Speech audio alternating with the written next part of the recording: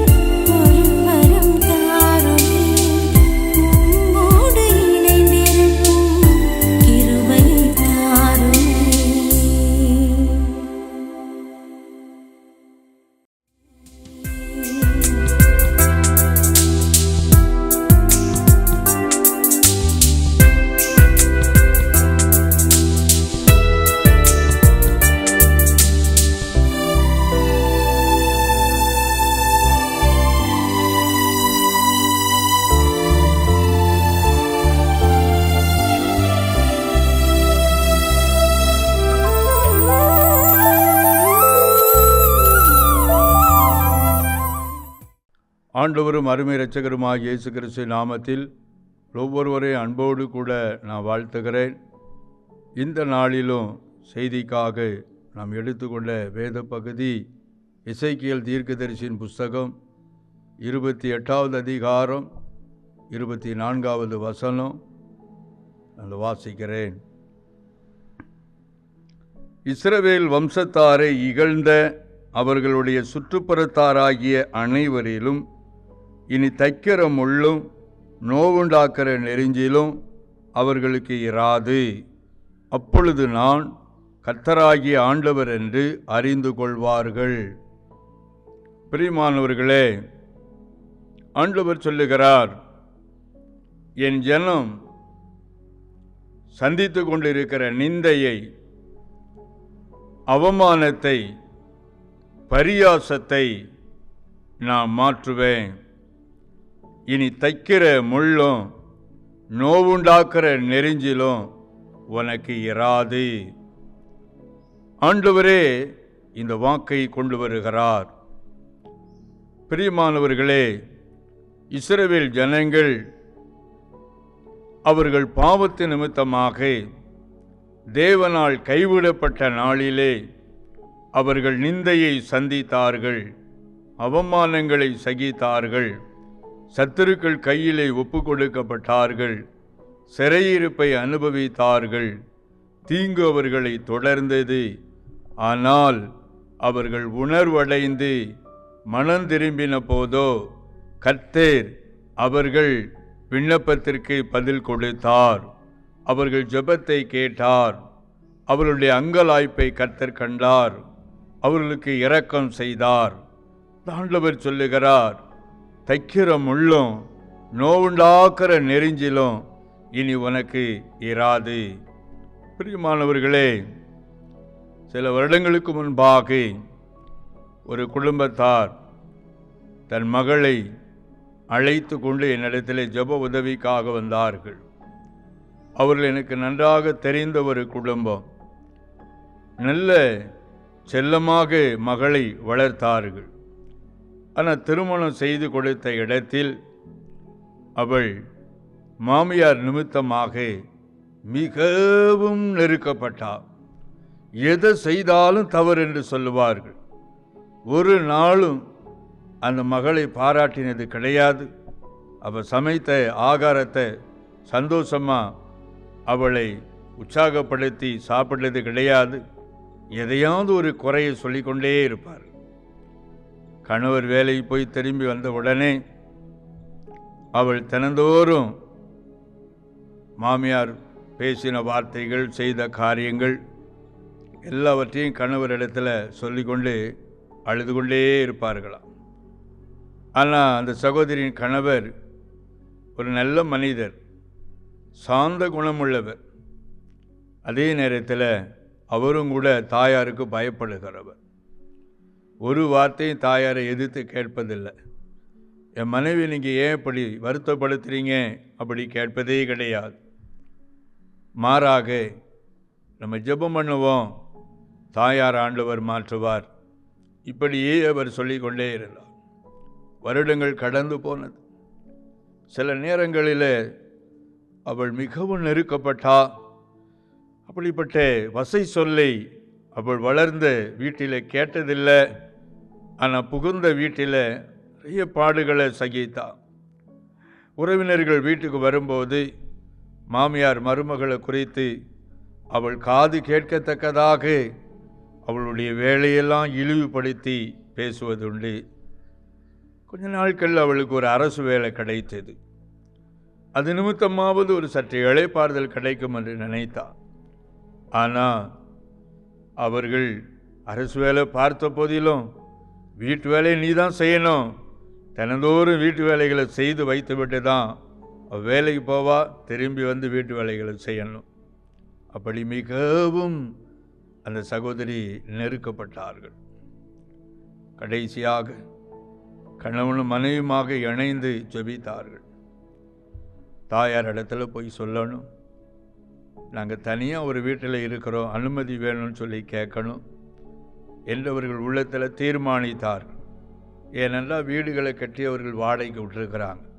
அப்போ அதில் ஒரு வீடு எங்களுக்கு தாங்க, நாங்கள் இருக்கிறோம் என்று சொல்லி பேசணும்னு சொல்லி பயத்தோடு கூட அவர் தாயார் இடத்துல போய் நாங்கள் தனியாக இருக்கலாம்னு தீர்மானிக்கிறோன்னு சொன்ன போது அவர்கள் ரொம்ப பொங்கி எரிந்தார்களாம். பயங்கர கோபம், பொருட்களை எல்லாம் வீசி அடித்தார்கள். நீ மனைவியுடைய வார்த்தையை கேட்டுட்டு வந்து நிற்கிறியா என்று கடிந்து கொண்டார்கள். இவர்களோ 2 பேரும் பயந்து நடுங்கினார்கள். ஆனால் தொடர்ந்து இடைவிடாமல் ஜெபம், ஆண்டவரே இந்த இடத்துல இந்த முள்ள, இந்த வேதனையை எங்கள் வாழ்க்கையை விட்டு எடுத்து போடுங்க என்று ஜெபித்திருக்கிறாங்க. இப்படி ஒரு அனுபவத்தோடு அவர்கள் என்னை சந்திக்க வந்த போது தான் நான் அந்த மகளுக்காக கண்ணீரோடு ஜெபித்த போது ஆண்டவர் சொன்னார், இனி தைக்கிற முள்ளும் நோவுண்டாக்குற நெருஞ்சிலும் உனக்கு இராது. அப்படி ஒரு வாக்கு ஆண்டவர் கொடுத்தார். பிரியமானவர்களே, வாக்கு தத்தத்தை கேட்டபோது அவளுக்கு மகிழ்ச்சியோடு அவள் இருப்பிடத்துக்கு திரும்பி போனான். சில மாதங்கள் கடந்தது. அந்த சகோதரியின் மாமியார் சரீரத்தில் சுகவீனம் அடைந்தார்கள். சுகவீனப்பட்டு படுக்கையிலே விழுந்தாங்க. ஒரு தாயாரை கவனிப்பது போல இந்த சகோதரி மாமியாரை கவனிக்க துவங்கினார்களாம். அப்படி கவனித்து கொண்டு இருக்கும்போது ஒரு நாள் படுக்கையில் இருந்து கொண்டு அந்த மாமியார் மருமகளின் கையை பிடித்து கொண்டு சத்தமிட்டு அழுதிருக்கிறார். உண்மையாகவே கிறிஸ்துவின் அன்பை நான் உன்னிடத்தில் பார்க்கிறேன். என் பெண் பிள்ளையை கூப்பிட்டேன், எனக்கு உதவி செய் என்று கூப்பிட்டேன், எத்தனையோ முறை கூப்பிட்டேன். ஆனால் அவள் வர மனமில்லை, சாக்கு போக்குகளை சொல்லிக்கொண்டே இருந்தா. ஆனால் நான் பெற்ற பிள்ளை இல்லை, நீ என்னை கவனித்த விதம் என் உள்ளத்தை தொட்டு விட்டது. நான் உன் காலை பிடித்து தான் உன்னிடத்தில் மன்னிப்பு கேட்க வேண்டும் என்று அவர்கள் கதறினார்கள், கண்ணீர் வடித்தார்கள். பிரியமானவர்களே, அன்றுதான் அவர்கள் மெய்யான ஒரு ரட்சிப்பை பெற்றுக் கொண்டார்கள். ஆலயத்துக்கு ஒரு அனுபவம் இருந்தது, வேதம் வாசித்தாங்க, ஆனால் தன்னுடைய பிள்ளைகளை உணர முடியாதவர்களாயிருந்தார்கள். ஆனால் அந்த மகளுடைய நடக்கையினாலே அவர்கள் இயேசுவின் அன்பை கண்டு கொண்டார்கள். அந்த குடும்பத்துக்குள்ள ஆண்டவர் சமாதானத்தை கொண்டு வந்தார். பிரியமானவர்களே, ஆண்டவர் சொல்லுகிறார், இஸ்ரவேல் வம்சத்தாரை இகழ்ந்தவர்களுக்கு முன்பாக உன்னை நான் மேன்மைப்படுத்துவேன். தைக்கிற முள்ளு நோவுண்டாக்குற நெருஞ்சில் உனக்கு இராது. பிரியமானவர்களே, ரூத்துடைய புஸ்தகத்தை நாம் பார்க்கும் பொழுது நகோமி இஸ்ரவேல் தேசத்தில் பஞ்சம் உண்டான காலத்தில் பஞ்சம் பிழைக்கும்படியா தன் கணவர் 2 ஆண் மக்கள் அழைத்து கொண்டு மோவாப் தேசத்திற்கு போனான். அங்கே போன இடத்திலே அவர்கள் வேதத்தை மறந்தார்கள், தேவனை மறந்தார்கள், தேவனுடைய கட்டளைகளை மறந்தார்கள். அந்நிய ஸ்திரீகளை தன் பிள்ளைகளுக்கு கொண்டாள். அது நிமித்தம் அந்த குடும்பத்தின் மீது கர்த்தருடைய கோபம் வந்தது. அதனால் தேவன் நகோமியின் புருஷனை கொன்று போட்டார், 2 ஆண் மக்களையும் கொன்று போட்டார். கடைசியா நகோமி அந்நிய தேசத்தில் அநாதையா நின்று கொண்டிருந்தார். ரூத்து மாத்திரம் அங்கே நகோமியை பின்பற்றி வரக்கூடியவளாயிருந்தார். அந்த இடத்திலே தேவன் தம்முடைய ஜனத்தை சந்தித்து அவர்களுக்கு ஆகாரம் அருளி செய்கிறார் என்பதை அறிந்த நகோமி தன் சொந்த தேசத்திற்கு போக அவள் திரும்பினாள். இஸ்ரவேல் தேசத்திலே தேவ ஜனத்தின் பாவத்து நிமித்தமாக பஞ்சத்தை வரவழைத்த போது அந்த பஞ்சத்தை விட்டு தப்பித்து போக நினைத்த நகோமி ஒரு பெரிய இழப்புகளை சந்திக்கக்கூடிய சூழ்நிலை வந்தது. தேவனுடைய தண்டனையை விட்டு விலகி போக அவள் தீர்மானித்தாள். அன்றோ பெரிய இழப்பை அவள் சந்தித்து அநாதையாக்கப்பட்டா, நிர்கதியா நின்றா. அந்த வம்சமே அழிந்து போன ஒரு சூழ்நிலைக்குள்ளே வந்தது.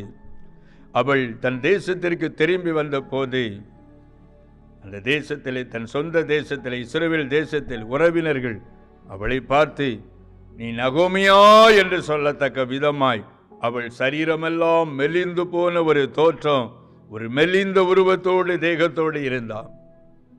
அவள் நகோமியா என்று கேட்டவர்களை பார்த்து என்ன நகோமி என்று நீங்கள் சொல்ல வேண்டாம், என்ன மாறா என்று சொல்லுங்க.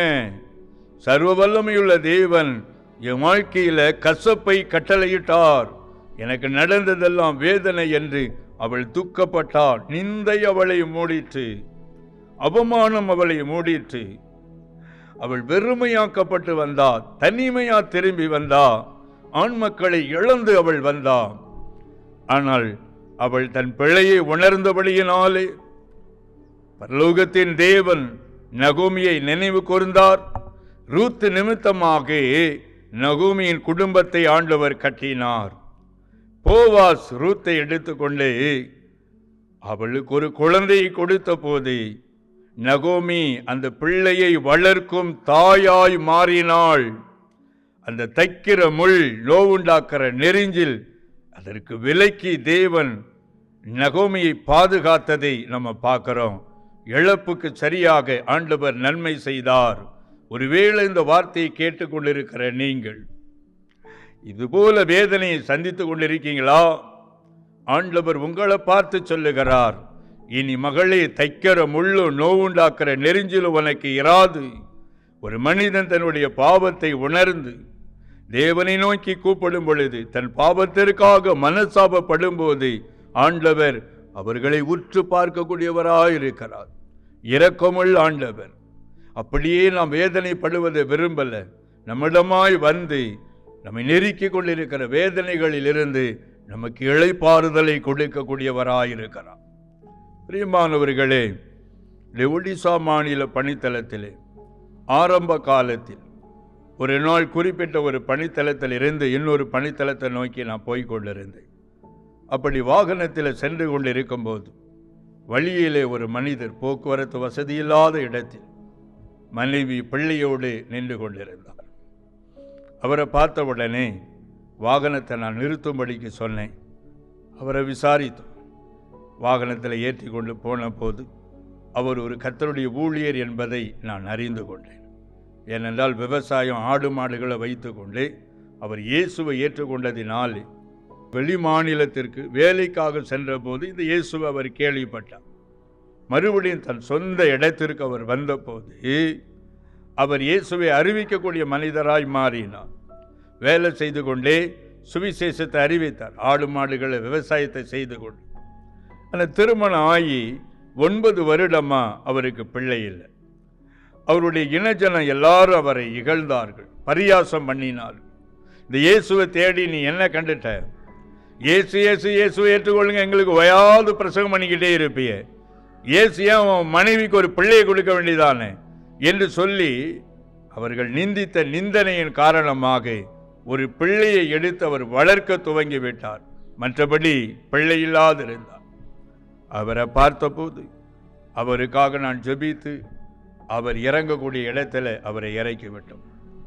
சில மாதங்கள் கடந்து அவர் மறுபடியும் நம்முடைய சகோதரர்களை பார்க்கும்படிக்கு வந்து நம்மோடு கூட இணைந்து ஊழியம் செய்ய துவங்கினார். அப்படி ஒரு முறை 3 நாள் உபவாசித்து ஜெபம் பண்ணின நேரத்திலே அந்த ஊழியருடைய மனைவிக்குள்ளிருந்து அசுத்தாவை அலக்கழித்து வெளியே போனது. அந்த மகள் விடுதலையாக்கப்பட்டார்கள். அந்த நாளிலே கர்த்தர் அவளுடைய கற்பத்தை தொட்டார். நல்ல ஒரு அழகான ஆண் பிள்ளையை அவர்கள் பெற்றெடுத்தார்கள். ஆண்டவர் அவர்களை மகிழ்ச்சியாக்கினார். அவருடைய இன ஜனங்கள் மத்தியிலே அவர்கள் நிந்தித்த நிந்தைகளுக்கு முன்பாக, பரியாசங்களுக்கு முன்பாக தேவன் மிகப்பெரிய ஆசீர்வாதத்தை கொடுத்தார். அதே ஆண்டவர் இந்த வார்த்தையை கேட்டுக்கொண்டிருக்கிற உங்கள் ஆசீர்வதிக்கு ஆயத்தமாயிருக்கிறார். இனி தைக்கிற முள்ளும் நோவுண்டாக்குற நெறிஞ்சிலும் உனக்கு இராது ஆண்டவர் சொல்லுகிறார். ஆம் பிரியமானவர்களே, ஒருவேளை இந்த நாளில் வேலையில்லாதது நிமித்தமாக நிந்தனையோடும் வேதனையோடும் கூட இருக்கீங்களா? எனக்கு அருமையான சகோதரனே, நீங்கள் இயேசுவை நோக்கி பார்க்கும் பொழுது உங்கள் பாவத்திற்காக மனசாபப்படும் போது ஆண்டவர் இறங்கி வந்து உங்கள் வேதனைகளை மாற்ற போதுமானவராய் இருக்கிறார். ஐயோ, என் பிள்ளை திருமணம் செய்து போன வீட்டில் இதே போல வேதனை அனுபவித்து கொண்டு இருக்கிறாளே, அவளுக்கு எப்படி ஒரு விடுதலை வரும் என்ற ஒரு வேதனையோடு கூட இந்த வார்த்தையை கேட்டுக்கொண்டிருக்கிற அருமையான தாயே, ஆண்டவர் நிச்சயமாகவே மகளுக்கு இறங்குவேன் என்று வாக்கு பண்ணுகிறார். ஆம் பிரியமானவர்களே, அவர் அப்படியே விட்டு விடுகிறவர் அல்ல.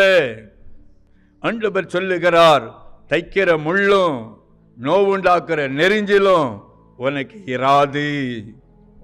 இஸ்ரவேல் ஜனங்களை நிந்தித்த ஜனங்களுக்கு முன்பாக அவர் எப்படி தம்முடைய ஜனத்தை மகிமைப்படுத்தினாரோ, அந்த நிந்தையை தானே மகிமையாக மாற்றினாரோ, அப்படியே தேவன் உங்கள் குடும்பத்தை சூழ இருக்கிற நிந்தைகளை அவர் மாற்றி, அவமானங்களை அவர் மாற்றி, பரியாசங்களை அவர் மாற்றி, அவர் தம்முடைய ஜனத்தை ஆசீர்வதிக்கிறவர், ஆசீர்வதிக்கிற ஆண்டவர். அந்த ஆண்டவர் இன்றைக்கு உங்கள் வேதனைகளை எல்லாம் பார்த்து கொண்டிருக்கிற ஆண்டவர் இப்பொழுதே உங்கள் வீடுகளுக்குள்ளே அவர் கடந்து வரப்போகிறார். நான் உங்களுக்காக ஜெபம் பண்ணும்போது இயேசுடைய வல்லமை நீங்கள் நிச்சயமாகவே உணருவீர்கள். நான் உங்களுக்காக இப்பொழுது ஜெபிக்கட்டும். கிருபை நிறைந்த ஆண்டவரே, நன்றியோடு உம்மை துதிக்கிறேன், உம்மை ஸ்தோத்தரிக்கிறேன். இந்த வசனத்தை கேட்டுக்கொண்டு இருக்கும் பொழுது, ஐயோ நான் ஒரு பாவி, என் பாவம்தான் என் பிள்ளையுடைய வாழ்க்கையில் இந்த வேதனையை கொண்டு வந்தது, என் பாவம்தான் என்னுடைய வாழ்க்கையில் இந்த வேதனையை கொண்டு வந்தது என்று அங்கலாய்ப்போடு கூட இருதயத்தில் உணர்ந்தவர்களாய், இந்த வேதனையிலிருந்து எனக்கு ஒரு விடுதலை வேண்டும் என்றும், இந்த பாவத்திலிருந்து எனக்கு ஒரு விடுதலை வேண்டும் என்றும் இப்பொழுது உம்மை நோக்கி பார்க்கிற ஒவ்வொருவர் மீதும் நீர் மனதுருக்கம் கொண்டு இறங்கி வரும்படியாக நான் செபிக்கிறேன். இயேசுவே, நீர் இறங்கி வரும்படியாக நான் செபிக்கிறேன். தகப்பனே, நன்றி செலுத்துகிறேன், நன்றி செலுத்துகிறேன். சகோதரி, ஒரு ஆண் மகனாலே வஞ்சிக்கப்பட்டு ஏமாற்றப்பட்டு இன்றைக்கு பரியாசத்துக்குள்ளாக்கப்பட்ட சூழ்நிலையிலே இந்த வார்த்தையை நீ கேட்டுக்கொண்டிருக்கிறாய். இயேசுடைய வல்லமை உன் மேலே இறங்கி வருது. ஆண்டவர் சொல்லுகிறார், ரெகோபோத், கர்த்தர் இனி உன் வாழ்க்கையில் நன்மையை கொண்டு வருவார் மகளே. இனி வேதனை நீ காணப்போவது இல்லை. கர்த்தர் உன் மீது மனதுருக்கம் கொண்டு இறங்கி வருகிறார். தகப்பனே, நன்றி செலுத்துகிறேன். இழப்புகளோடு கூட வெறுமையான சூழ்நிலையில் நிந்த பரியாசத்தின் மத்தியில் தொழிலை இழந்து வருமானமின்றி மனைவி பிள்ளைகளோடு கண்ணீரோடு இருக்கிற சகோதரனே, இயேசுடைய வல்லமை உங்க மேல இறங்கி வருகிறது. இந்த நிந்தையை மாத்திரம் நீ பார்த்து கொண்டிருக்கிறாய் மகனே. இந்த நிந்தைக்கு பின்னால நான் ஒரு மகிமையை உனக்கு நான் வைத்திருக்கிறேன். உன் பாவங்கள் உனக்கு மன்னிக்கப்பட்டது, நான் உன் ஆசீர்வதிப்பேன் என்று கர்த்தர் சொல்லுகிறார். கர்த்தருடைய வல்லமை இறங்கி கொண்டே இருக்கிறது. இயேசுவே, நன்றி செலுத்துகிறேன். என்னோடு இணைந்து ஜெபிக்கிற ஒவ்வொருவர் மீதும் உம்முடைய வல்லமை இறங்குவதாக. தொடர்ந்து நான் பரீட்சை எழுதி நான் சோர்ந்து போயிருக்கிறேனே, தோல்வி தோல்வி என்ற வேதனையோடு கூட இன்னைக்கு கண்ணீர் வடித்து கொண்டிருக்கிற மகனே, இயேசுவும் பாவத்தை மன்னித்து உன்னை ஆசீர்வதிக்கிறார். நான் மறுபடியும் உன்னை எடுப்பித்து கட்டுவேன் என்று கர்த்தர் சொல்லுகிறார். நிந்தைய கர்த்தர் மகிமையாய் மாற்றுகிறவர். திருமண வயதை கடந்தும் எனக்கு ஒரு நன்மை நடக்கலையே, என் பிள்ளைக்கு ஒரு நன்மை வரலையே, அங்கலாய்ப்போடு இருக்கிற ஒவ்வொருவர் மீதும் கர்த்தருடைய கரம் நன்மையாய் இறங்கி வருகிறது. இனி தைக்கிற முள்ளும் நோவுண்டாக்குற நெரிஞ்சிலும் உனக்கு இராது, உனக்கு இராது. கர்த்தர் உன்னை இன்றைக்கு ஆசீர்வதிக்கிறார் மகளே. கர்த்தருடைய வல்லமை மேலே இறங்கி வருகிறது சகோதரி. ஆண்டவரே, ஒவ்வொரு வீடுகளையும் உடைய வல்லமையினால் நிரப்பும்படியாக நான் ஜெபிக்கிறேன். தகப்பனே, உடைய கரத்தில் நான் ஒப்பு கொடுக்கிறேன். தன்னுடைய பாவத்திற்காக மனசாபப்படுகிற ஒவ்வொருடைய பாவத்தையும் மன்னித்து அவர்களை ஆசீர்வதித்து சத்துருக்களுக்கு முன்பாக அவர்கள் தலையை நிமிரச் செய்வீராக. தகப்பனப்படி செய்யுங்க, இயேசுவின் நாமத்தில் பிதாவே, ஆமென். 1998ஆம் ஆண்டு ஆரம்பிக்கப்பட்ட நமது கல்வாரி சுவிசேஷ மிஷனரி இயக்கமானது ஒடிசா மாநிலத்தை தலைமையிடமாக கொண்டு ஒடிசா மாநிலத்தில் 6 மாவட்டங்களில் 176 மிஷனரிகளை கொண்டு 13 இன மக்கள் மத்தியில் ஒவ்வொரு மாதமும் 500 புதிய கிராமங்களை சந்திக்க வேண்டும் என்ற மேலான தரிசனத்தோடு சுவிசேஷ பணியினை செய்து வருகிறது. தேவனுடைய ஆலயங்கள் இல்லாத இடங்களில் தேவனுடைய வார்த்தையை அறிவித்து நமது ஊழியத்தின் மூலம் ஆலயங்கள் கட்டப்பட்டு வருகிறது. ஒடிசாவில் வாலிபர் முகாம், சிறுவர் முகாம், விடுதலை முகாம் மூலமாக எண்ணற்ற மக்களுக்கு தேவனுடைய வார்த்தையானது அறிவிக்கப்பட்டு வருகிறது. அறியப்படாத இடங்களில் தேவனுடைய வார்த்தையை அறிவிக்கும் நமது மிஷனரி ஊழியத்தில் இன்னும் அதிகமான மிஷனரி பணியாளர்கள் எழும்பப்படவும், ஒடிசா மொழியில் தேவனுடைய பரிசுத்த வேதாகமத்தை கொடுக்கும் நன்கொடையாளர்கள் எழும்பவும் ஜெபித்துக் கொள்ளுங்கள்.